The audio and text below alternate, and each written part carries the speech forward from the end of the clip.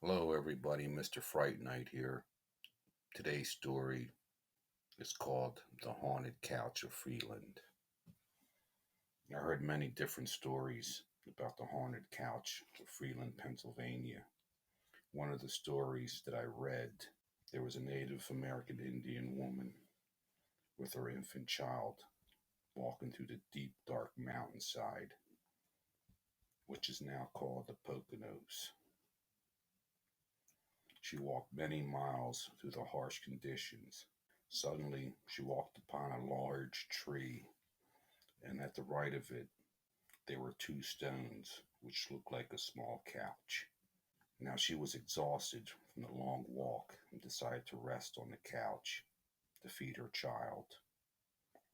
As she pulled the blanket off the baby's head, she noticed the child was dead.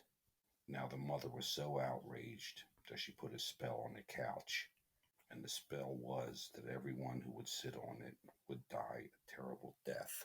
Now that all the stories that I read, that one was the most haunting. Well, anyway, I decided to visit this couch.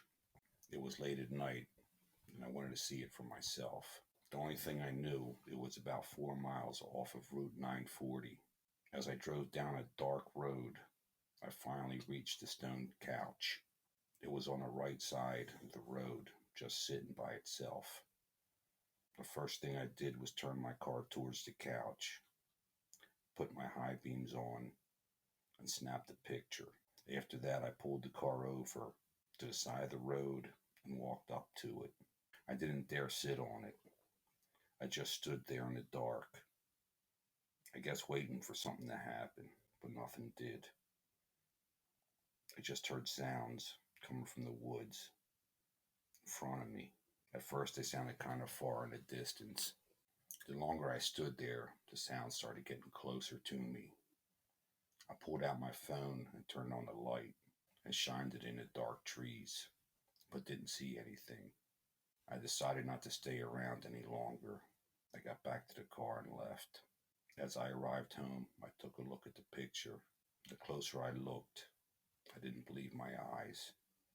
It seemed like some kind of figure looking at me from behind a tree. If you look close enough, you can see it too.